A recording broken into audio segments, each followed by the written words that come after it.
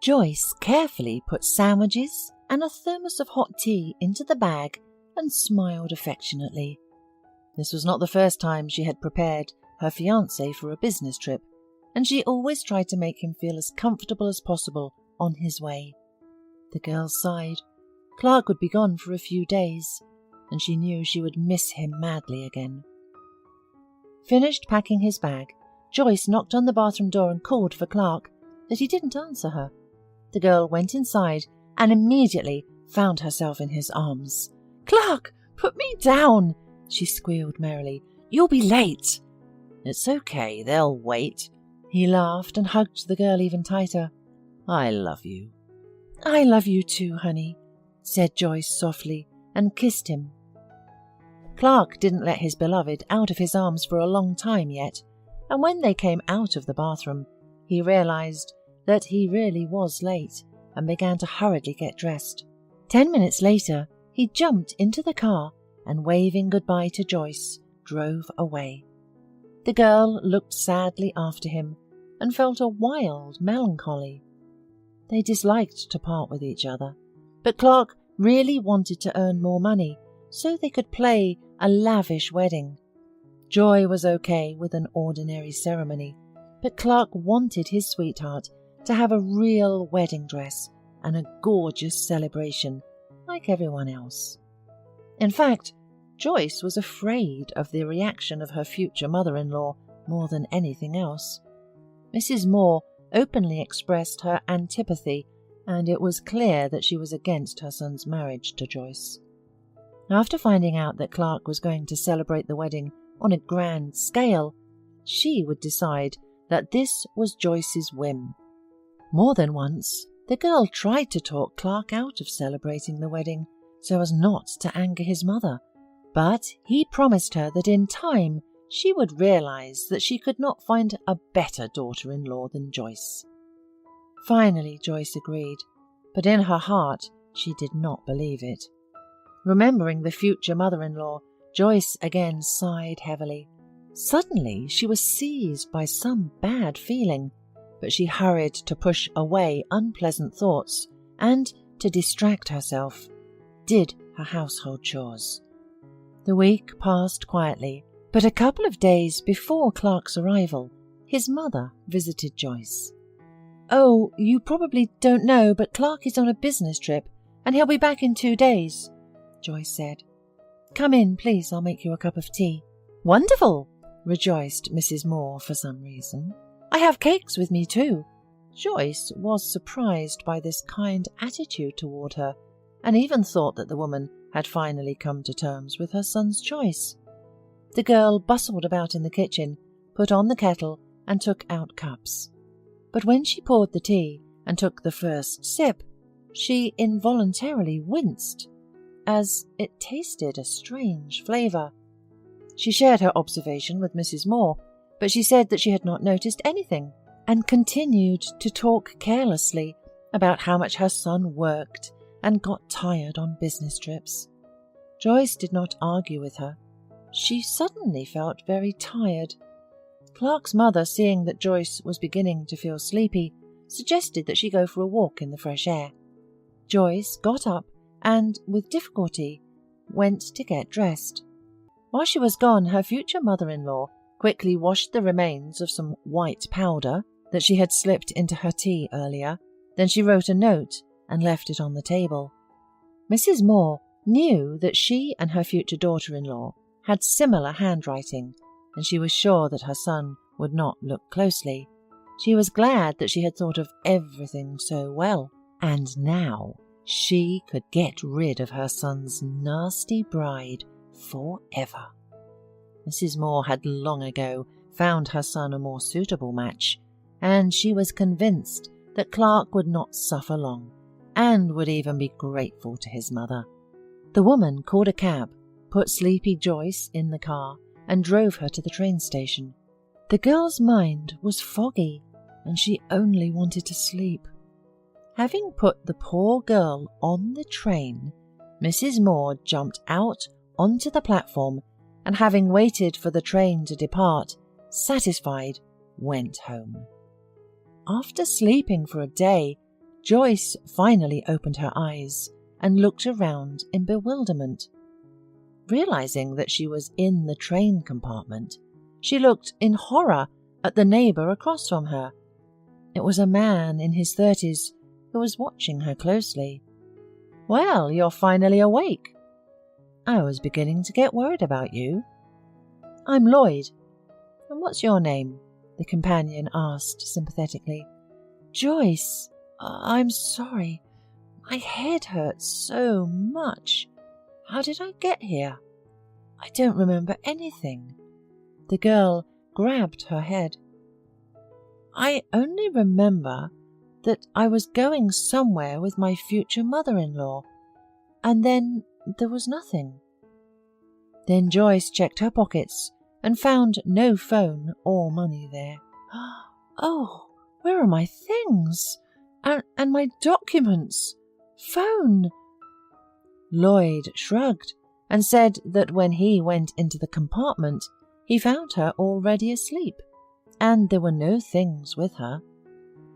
The girl burst into tears in despair, not knowing how to get home.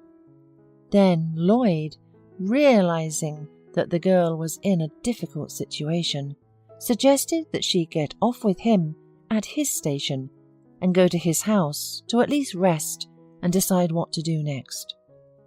"Joyce, please agree. I live with my mother, so you have nothing to fear, because it will be very difficult for you alone in a strange city without money and documents, especially since the night is almost upon us." "Thank you, Lloyd. You are my saviour," she sighed, wiping away her tears.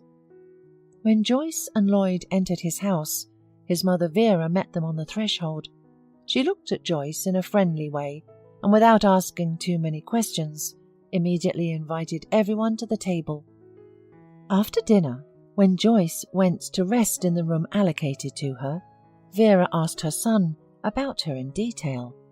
But Lloyd did not know what happened to her himself. He only understood that she was travelling somewhere with her future mother-in-law, and what happened next was a mystery even to Joyce. "I think she's a very nice girl," Vera said with a sad sigh. "I think so too," agreed Lloyd, and for some reason he blushed. Early in the morning, Joyce woke up feeling much better. She once again thanked Lloyd and his mother warmly for their hospitality and asked to use the phone. She dialed Clark's number. When he realized that Joyce was calling, he began yelling and insulting her. "How could you, you wretch? You leave a note and run away. I was in love with you, and you've been cheating on me all this time." "Clark, what are you talking about?" exclaimed Joyce in horror. "I didn't write any notes, and I never cheated on you. I'll come over soon and we'll talk." "Don't even think of coming here. I don't want to know you anymore," he shouted and threw the phone against the wall in a rage. Joyce called several times more, but Clark was not available. The woman burst into tears. She did not know how to get home because she could not buy a train or plane ticket without documents. The next day, after thinking over her situation, she asked Lloyd to lend her some money to get by hitchhikers and buses to her hometown. But it turned out that Lloyd had already thought of everything. His colleague was going to her state in a few days, and he kindly agreed to give Joyce a ride. "Lloyd, thank you. I'll never forget what you did for me," exclaimed Joyce, and in a burst of gratitude she hugged the man. "I'm happy to have met you on my way." Lloyd gave Joyce the mobile phone he had bought for her, and the first thing he did was put his number in it, asking Joyce to call him right away if she needed help again. All these few days before her leaving, Joyce had been staying at Lloyd's place and helped his mother as much as she could, but her heart was not at peace. Joyce could not understand why her fiancé had treated her this way, but she was sure that she would solve this misunderstanding when she saw him. Warmly saying goodbye to Lloyd and his mother, Joyce left, and a day later she rang the doorbell of the apartment, worrying and hoping that Clark was home. But the door was opened by his mother. "Now I realize everything. You set this whole thing up," said Joyce, who suddenly had the whole puzzle together. "Well, you can keep your beloved son for yourself," said Joyce proudly, and without regret she left the house where she had unsuccessfully tried to be happy. Following her, Mrs. Moore wheeled out the suitcase with Joyce's belongings and slammed the door. The woman returned to the room where the drunken Clark was sleeping on the couch. He had not come out of this drunken state for a week, but Mrs. Moore believed that everything would pass as soon as he finally sobered up. And then she would do everything to arrange a happy family life for her son with a girl worthy of him. Meanwhile, Joyce went to her friend and cried on her shoulder the whole evening because of the injustice that had happened. 2 days later, she went to the train station to buy a ticket to the town where Lloyd lived. The next days, tickets were sold out, and an upset Joyce walked away from the box office. Suddenly, she felt someone touch her arm. She turned around and saw Lloyd. "Lloyd, it's so great that you came," she sobbed, wiping away her tears. "I just realized I don't want to be without you. Will you let me be there for you?" Joyce nodded, and tears poured from her eyes again, but this time from happiness. Hola, suscríbete a Historias Vitales para no perderte nuevas historias. Mi esposa había estado trabajando en su proyecto especial durante 4 meses ahora. No era su proyecto personal, pero ella era la persona principal y responsable de su éxito. El proyecto estaba diseñado para salvar a su empresa, Bixler Enterprises. Los últimos 4 meses habían sido difíciles porque se vio obligada a trabajar duro. Era importante tanto para ella como para la empresa. Había una buena posibilidad de que Bixler Enterprises quebrara si el proyecto no se completaba. Sarah tenía una licenciatura de Albrecht y un MBA de Wharton. Era la más inteligente de la familia. Yo empecé a trabajar como mecánico de autos justo después de la secundaria y después de 21 años seguía siendo mecánico de autos. No me importaba porque me gustaba el trabajo y pagaba bien. Era suficiente para pagar la universidad de Sarah y criar a 2 hijos. No vivíamos lujosamente, pero estábamos bien. Los niños ya se habían mudado, y las cosas iban bastante bien con nuestros ingresos. Sarah quedó embarazada 3 meses después de casarnos a la edad de 18 años. Durante los primeros años de nuestro matrimonio, vivimos con mis padres.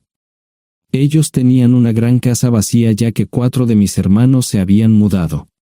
Eso significaba que teníamos una niñera mientras Sarah completaba sus primeros años de universidad.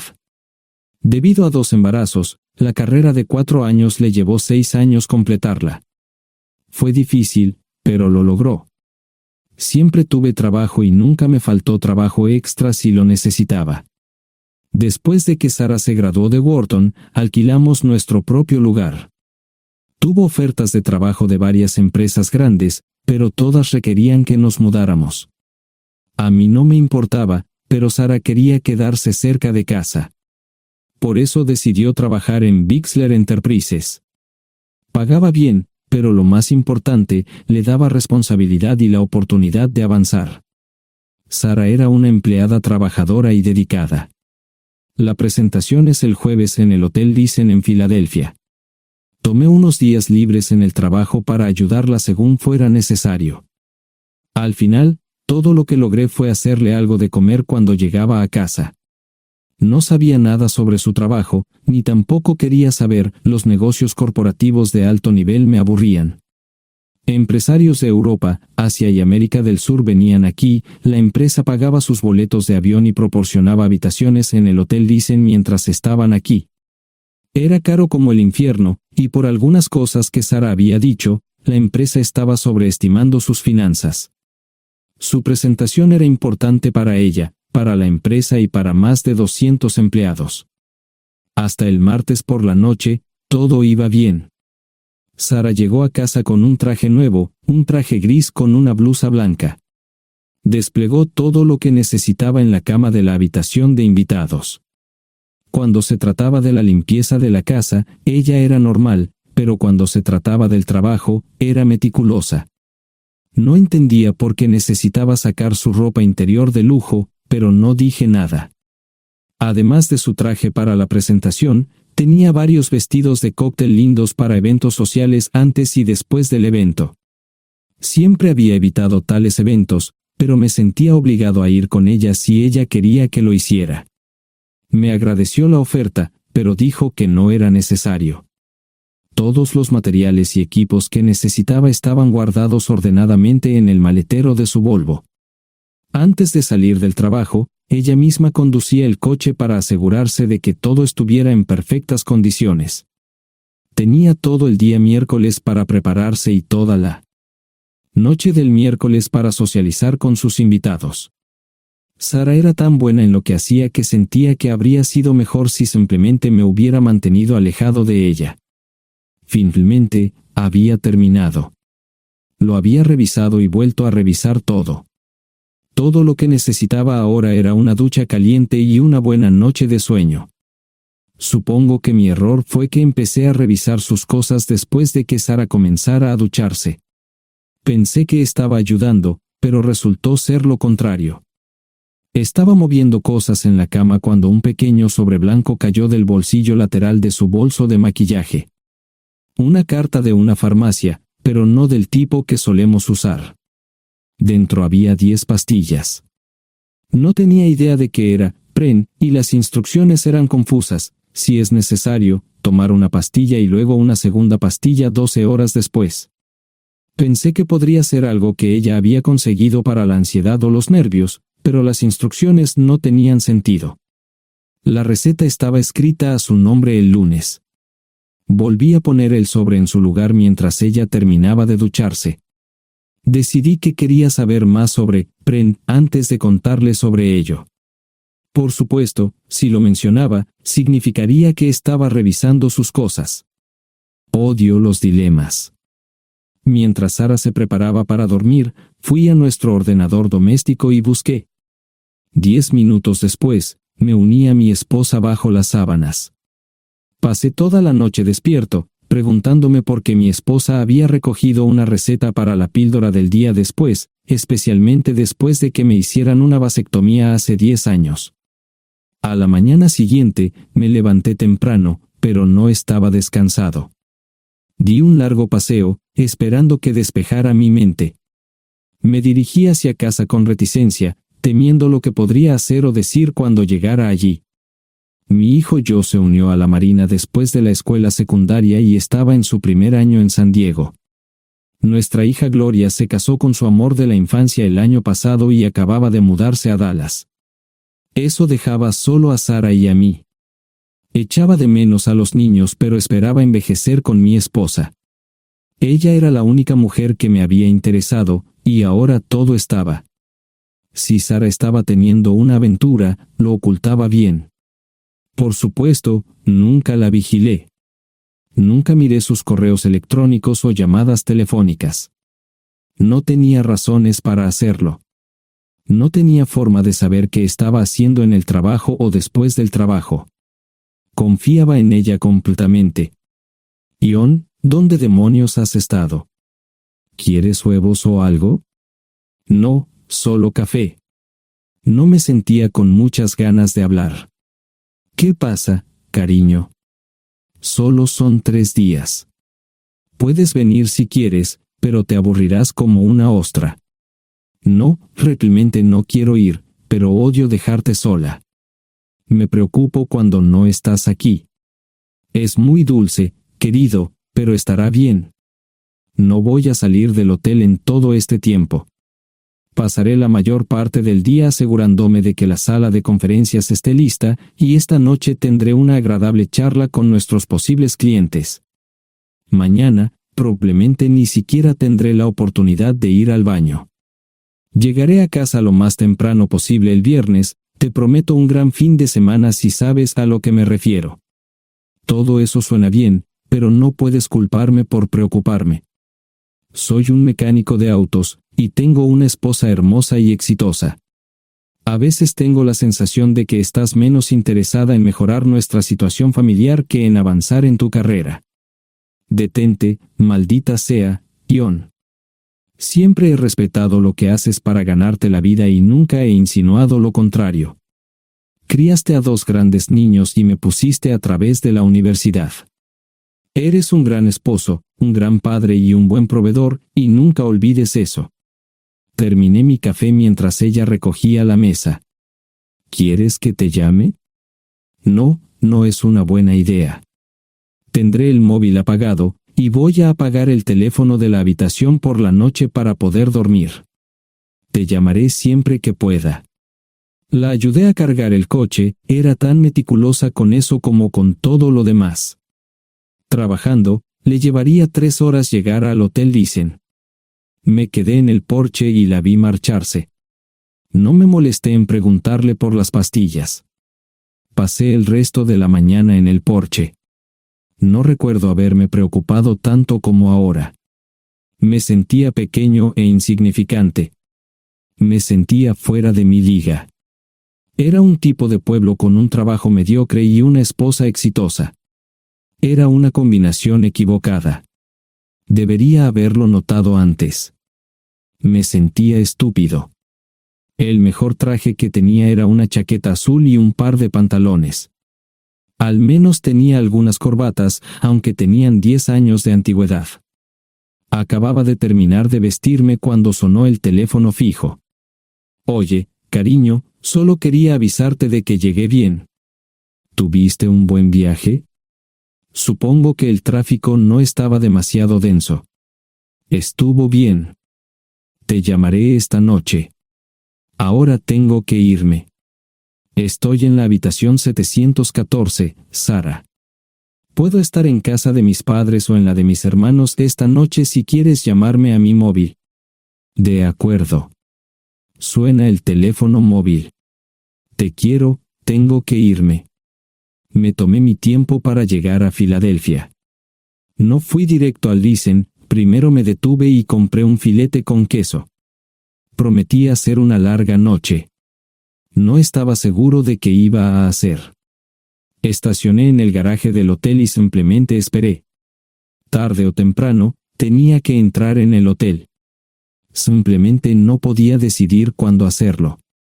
El sonido de mi teléfono celular me ayudó a tomar mi decisión. Ion, solo quería avisarte de que todo se ha arreglado. Ahora voy a bajar para encontrarme con algunas personas y cenar. No olvidaste nada, ¿verdad? No, todo está bien. Tengo todo en mi habitación para mañana. ¿Necesitas algo? No, Ion, relájate. Voy a apagar mi teléfono. Te llamaré mañana por la mañana. ¿De acuerdo? Ríe, diviértete. No es divertido, Ion, es trabajo. No parecía estar demasiado fuera de lugar. El vestíbulo, el restaurante y las salas de conferencias estaban llenos de gente, así que pude pasar desapercibido. Había un folleto pequeño y bonito que mostraba el diseño de todas las habitaciones del hotel. Me paseé por las diferentes habitaciones y me detuve en las paredes, mirando alrededor entre la multitud. No tenía ni idea de qué haría si Sara me veía. Lo averiguaría si y cuando eso sucediera. Encontré un tablero de eventos que enumeraba todas las habitaciones que estaban siendo utilizadas por los diversos grupos. Bixler Enterprises no tenía habitaciones disponibles para el miércoles por la noche. Esto me pareció interesante. Sara había dicho que no iba a salir del hotel, pero ahora no estaba tan seguro de eso. Había 3 comedores, familiar, informal y de alta cocina. A Sara no le gustaba mucho cenar con niños, así que fui primero al comedor informal. Solo me llevó 5 minutos asegurarme de que no estaba allí. Tuve mejor suerte en el salón gourmet, era una acogedora mesita encajada en la esquina, el tipo de mesa que la gente reserva para tener un encuentro privado. Sara llevaba un vestido de cóctel negro con un escote pronunciado y perlas, se veía elegante y su acompañante parecía apreciarlo. Conocía a algunas personas con las que trabajaba Sara y él no era una de ellas. Me resultaba familiar, pero no había forma de que pudiera recordarlo. Había muchas sillas libres, así que no tuve problemas para cruzar la sala. Había velas y pequeños candelabros de cristal en las mesas. Apagué la mía y le dije al camarero que me molestaba por el glaucoma. Pedí el plato de pollo de siempre y me acomodé. El camarero me sirvió el café por tercera vez.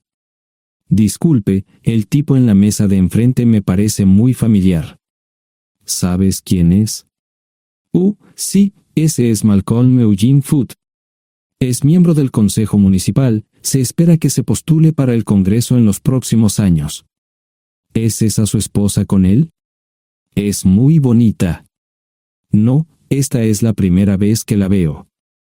Siempre usa esa mesa para señoras especiales, si me entiende. Simplemente le sonreí y pedí la cuenta. Nunca había visto a Sara tan sensual con un hombre antes. Parecía captar cada palabra que decía, como si fuera Dios o algo así. No estaban haciendo nada inapropiado, pero tampoco era platónico ni profesional. Cuando me fui, estaban terminando su segunda botella de vino. Ahora entendía por qué se había llevado su lencería elegante. Me acomodé en una esquina del vestíbulo para que no me vieran. 10 minutos después, salieron del restaurante. Ella le tomaba la mano mientras caminaban por el vestíbulo hacia el ascensor. Observé cuidadosamente los indicadores de piso. Que el ascensor se detuviera en el tercer piso era una buena señal, significaba que no lo había llevado a su habitación. Era una mala señal cuando el ascensor no llegaba al séptimo piso, significaba que ella fue a su habitación. Por si acaso me equivocaba en algo, me senté en el vestíbulo y observé el ascensor durante 1 hora. La gente entraba y salía, pero Sara no estaba entre ellos. Saqué mi maleta vacía del coche y me dirigí al mostrador de recepción. Aunque podía demostrar que era su esposo, me costó trabajo conseguir una tarjeta llave. Se dieron después de llamar a la habitación, pero nadie respondió. Finalmente, estaba en camino a la habitación 714 con la tarjeta llave. Ni siquiera encendí las luces al principio, simplemente me senté en la oscuridad de la habitación durante más de 1 hora. No fue difícil asegurarme de que no regresara a la habitación. Primero, empacé todas sus ropas y pertenencias personales. No dejé nada atrás. Revisé el paquete de Preven, todavía quedaban 10 pastillas en el tocador. De manera muy ordenada, estaban todos los artículos que necesitaría para su presentación al día siguiente. Comencé a llenar la maleta. Había 24 carpetas promocionales especialmente encuadernadas y otras 20 carpetas regulares, todas ellas fueron a la maleta. Un proyector digital fue lo siguiente, seguido de una computadora portátil. Tomé su bolso y su celular, que había dejado en la habitación. Todo lo que tenía consigo era un bolso de mano y probablemente un tubo de lápiz labial. Di una vuelta por la habitación tan cuidadosamente como lo hizo ella para asegurarme de no perder nada.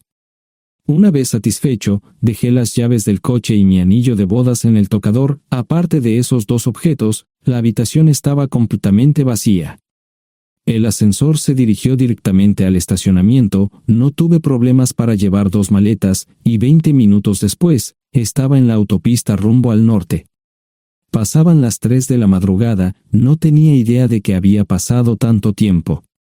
1 hora o 2 después, sonó mi teléfono celular, la identificación de llamadas mostraba el número del Listen. ¿Ion? Sí, ¿dónde estás? Estaré en casa pronto. Eso fue todo lo que dije. Hubo silencio en el otro extremo de la línea. Los vendedores tienen un viejo dicho, el primero que habla pierde. Pareció una eternidad antes de que ella hablara.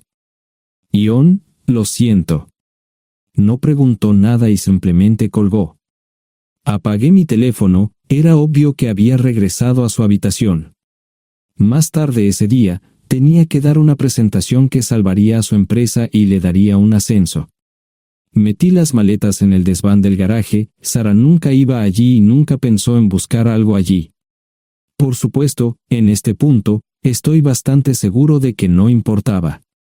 Primero, recogí todas mis ropas y pertenencias personales. La mayoría de los hombres tienen sus propias herramientas, generalmente es un requisito para el trabajo.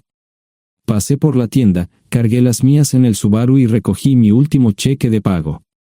Para entonces, los bancos ya estaban abiertos, no tuve que hacer ninguna manipulación financiera complicada. Simplemente retiré todo el dinero de mis cuentas. Almorcé en Hagerstown, Maryland. Tenía suficiente dinero para vivir durante unos años, pero sabía que estaría buscando trabajo muy pronto. Sara y yo éramos parecidos en eso de que a ambos nos encantaba trabajar. La voy a extrañar. Pasé un par de horas en las cuevas del Uray y alquilé una habitación cerca de Whitewell. No tenía idea de qué iba a hacer. Era sábado, y me encontré sentado en el acuario de Chattanooga, observando la naturaleza que nunca había visto antes. Pasé unas horas simplemente relajándome y decidí que era un buen lugar para estar. Compré un pase anual para el acuario y, para la hora de la cena, tenía un lugar donde quedarme. Era un remolque móvil en el parque, pero estaba amueblado y era económico. No necesitaba mucho. La primera cosa que haría el lunes por la mañana sería conseguir un trabajo. Un buen hombre de mantenimiento siempre puede conseguir un trabajo, especialmente si está dispuesto a trabajar duro. Podría permanecer discreto hasta que fuera el momento de renovar mi licencia de conducir o las etiquetas del coche. Me preocuparé por eso cuando llegue el momento. El domingo por la tarde, llamé a Gloria. Me sentí obligado a informarle sobre lo que estaba sucediendo, pero Sara ya se lo había contado. Fue bastante franca con Gloria sobre lo que había pasado. Dijo que había engañado, que la sorprendí, que me fui y que ella perdió su trabajo. Me sentí mal porque ella perdió su trabajo, pero ese era el precio que tenía que pagar. Le pedí a Gloria que le dijera a Josh lo que estaba sucediendo la próxima vez que hablara con él. También le dije que la llamaría aproximadamente una vez al mes para verificar cómo iban las cosas. No le dije dónde estaba. Para el mediodía del día siguiente, tenía un trabajo. En realidad, estaba a poca distancia del parque de remolques, con el Waffle House a mitad de camino. ¿Qué más podría querer un hombre? No sé cómo manejaron el papeleo, pero me estaban pagando $20 por hora sin hacer preguntas. Estaba feliz, y ellos también. Ni siquiera tendría que tocar el dinero que traje conmigo. Unos 2 meses después, Gloria me informó que Sara se había mudado de la casa y estaba viviendo con sus padres. Gloria no sabía nada más, pero estaba feliz de que estuviera estable y le estuviera yendo bien. Josh me llamó desde San Diego solo para informarme que iba a hacer un crucero. Era técnico en aviónica en un portaaviones. Intentó explicar qué hacía exactamente, pero estaba más allá de mi comprensión. Nunca supe mucho sobre cosas técnicas. Ambos tuvieron cuidado de no decir nada malo sobre su madre. Aprecié eso. Después de eso, todo siguió como siempre. Comencé a hablar con Gloria al menos semanalmente. Josh y yo comenzamos a enviar correos electrónicos regularmente. Gloria hablaba regularmente con Sara, pero decía muy poco sobre lo que estaba haciendo o dónde estaba. Nunca presenté la solicitud de divorcio, y parece que Sara tampoco lo hizo.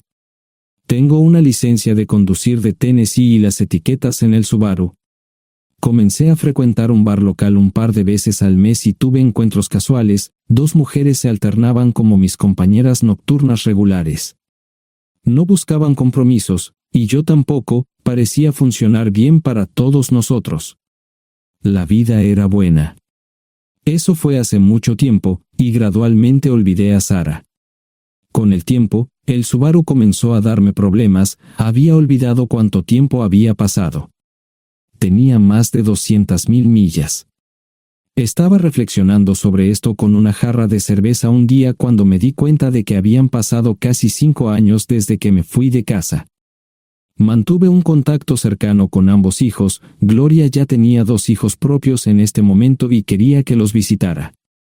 Josh casi se casó con una mujer tailandesa, pero en el último momento, se negó. Por lo general, trabajaba 6 días a la semana y usaba el domingo para recuperarme del sábado por la noche. No había ninguna buena razón para que alguien llamara a la puerta de mi remolque a las 6 de la mañana de un viernes. Su grosería fue recompensada por un hombre medio desnudo abriendo la puerta. Los calzoncillos del día son repugnantes, y la dama en la puerta, juzgando por la expresión en su rostro, estuvo de acuerdo conmigo. Ella apartó la mirada, pero su compañero no parecía impresionado. Norm habría usado pantalones, pero en un momento como este, los invitados me molestaron. Estamos buscando a John Terrell. No los conozco. Me llamo David Simmons, y esta es mi esposa Mara. Tenemos un problema y esperamos que nos puedas ayudar. Lo siento mucho, no trabajo a altas horas de la noche. Si necesitan algo relacionado con su auto, tendrán que ir a la tienda. Esto provocó varias miradas en blanco y finalmente una respuesta. No tiene nada que ver con tu trabajo, es más un problema personal. ¿Podemos entrar? El interior del remolque lucía desordenado, rara vez tenía invitados, así que rara vez lo limpiaba. Incluso mis novias insistían en que fuéramos a su lugar. Hagan como en su casa, déjenme ponerme los pantalones enseguida. Al entrar en el dormitorio, dejé la puerta abierta solo para mostrarles lo hospitalario que soy. También me puse una camisa. ¿Les gustaría tomar café? Solo tomará unos 10 minutos. Aparté algunas cosas del sofá para que pudieran sentarse. No hubo respuesta a la pregunta del café. Tenemos una hija adoptiva de 4 años y otra de 2 que necesita un trasplante de médula ósea, y esperamos que nos puedas ayudar. Estamos dispuestos a pagarte si es necesario. ¿Con mi médula ósea? No, queremos usarla y estamos dispuestos a compensarte por cualquier inconveniente. Creo que quieren comprarla. Estaba actuando como un listillo, y de repente me di cuenta de ello. Estas personas eran serias, tenían un problema real y estaban buscando ayuda. Lo siento mucho, no quise interrumpir. Por favor, continúen. Nuestra mejor oportunidad de encontrar un donante es un familiar cercano. Eres nuestra mejor esperanza. Mira esto. No quiero ser un grosero, pero creo que se equivocaron de persona. ¿Cuándo nació su hija? Cumplirá 5 años en julio. Marche Simmons habló por primera vez, y sonó sincera. Odio ser el portador de malas noticias, pero me hice una vasectomía hace 15 años. No hay forma de que pueda ser su padre. ¿Por qué tu nombre estaba en el certificado de nacimiento? No puedo responder eso, tal vez deberían preguntarle a su madre. Esa afirmación fue recibida con silencio. Sentí pena por estas personas, pero no sabía cómo ayudarles. ¿Cuál es el nombre de la madre? Sarah Lise Terrell. No encontraba las palabras. Tal vez no debería haber tomado esas malditas pastillas de ella, por supuesto, entonces esas personas no tendrían una hija en absoluto.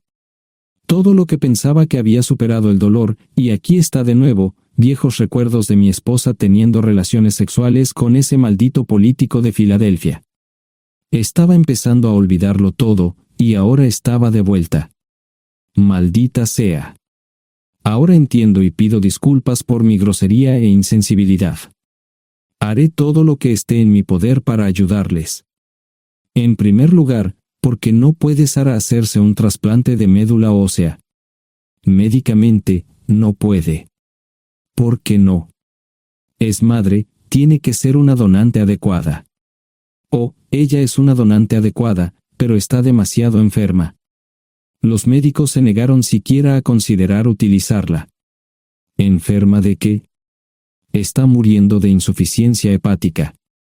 Le quedan menos de 6 meses de vida. Esto no tiene sentido. Siempre ha estado perfectamente sana. Además, no creo que un hígado enfermo le impida donar médula ósea. El hospital no aceptará su firma en el formulario de consentimiento. ¿Estás diciendo que hay algo mal en su cabeza? Ambos me miraron en silencio, sabían la respuesta, pero no querían decirlo. En ese momento, no quería que se sintieran aún más incómodos. Hace 10 minutos, no me importaban, pero ahora sentía que tenía que protegerlos y ayudarlos. ¿Cómo sucedió esto? ¿Podría alguno de mis hijos ayudar? Quizás, pero pensamos que eras nuestra mejor esperanza. ¿Por qué no van tras su padre, su verdadero padre? Pensamos que eras tú. No tenemos ni idea de quién más podría ser. Sara no nos dijo nada sobre otro posible padre. De hecho, ella no estaba en condiciones de explicar nada, agregó Mara. Obtuvimos la mayoría de nuestra información de la agencia de adopción.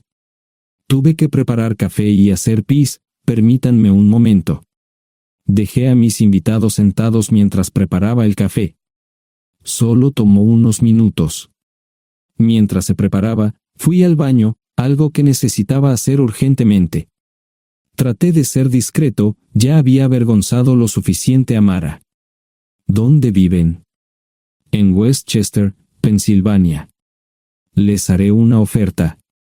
Si les digo quién es el verdadero padre de su hija, deben prometerme que lo perseguirán sin descanso hasta obtener lo que desean. ¿De qué estás hablando? El padre de su hija es un político prominente en Pensilvania. Por supuesto, negará todo y probablemente les proporcionará documentos legales para detener sus esfuerzos. Si acuerdan presionar lo suficiente para que él admita que la niña es suya, podrán avergonzarlo y obligarlo a hacerse un trasplante de médula ósea. Eso es lo que quieren, ¿verdad? Sí, claro, pero ¿cómo hacemos eso? No lo sé. Soy mecánico. Trabajo con metal para ganarme la vida. Creo que la mejor manera sería utilizar la televisión, la radio y los periódicos. Los políticos harán cualquier cosa para evitar una mala publicidad. ¿Tienen amigos que puedan ayudar? Bueno, ahora ambos estaban sonriendo. Debo haber dicho algo que les dio esperanza. Creo que podemos hacer esto. ¿Quién demonios es él? Malcolm Eugene Foote. Se postula para el Senado de los Estados Unidos. Apuesto a que hará cualquier cosa para evitar una mala publicidad. El café estaba listo, pero David y Marchen no podían esperar para llegar a casa. Antes de irse, les dije cómo ponerse en contacto con Gloria y Joss en caso de que los necesitaran. Estaba seguro de que ayudarían. También les pedí que me dijeran dónde estaba Sara.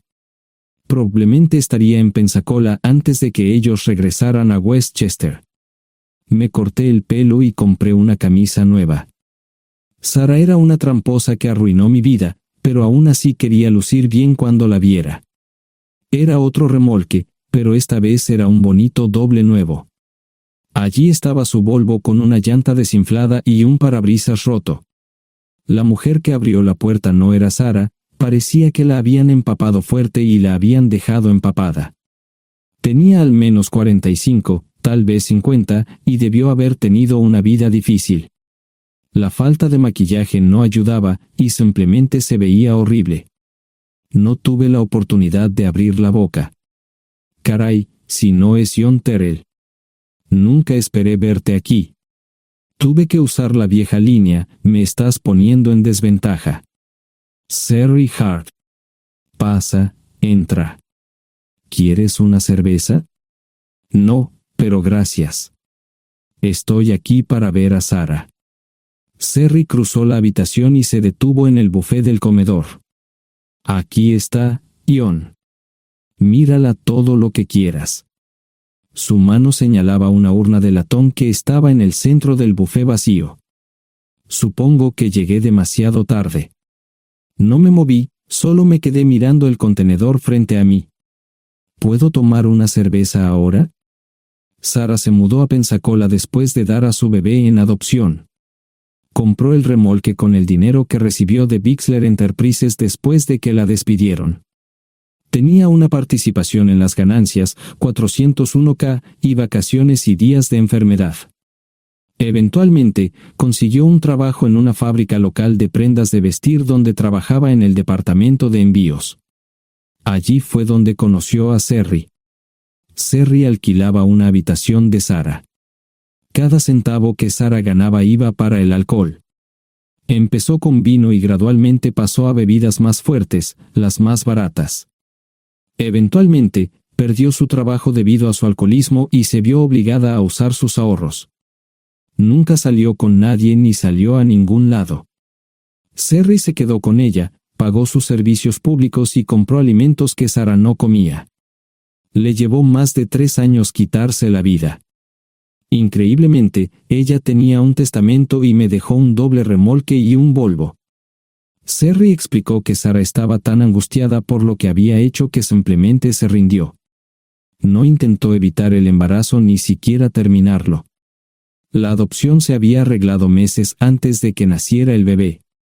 Nunca volvió a trabajar, excepto en los trabajos clandestinos que hacía mal.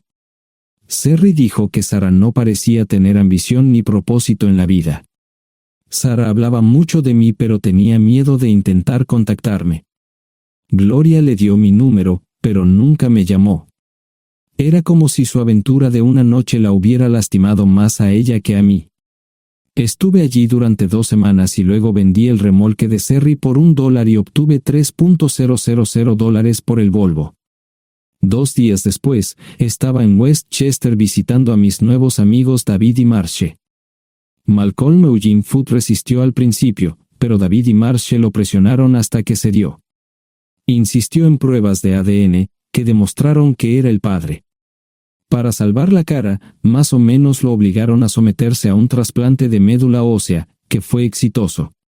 La carrera política y la vida familiar de Malcolm no dejaron una impresión favorable. Su caída en las encuestas fue tan rápida que el partido lo reemplazó por otro candidato unos meses antes de las elecciones. Su esposa solicitó el divorcio y fue muy pública al respecto. Sara y yo estamos viajando ahora a Dallas para ver a Gloria y a mis nietos. No sé cuánto tiempo mantendré a Sara conmigo, probablemente hasta que tenga a alguien.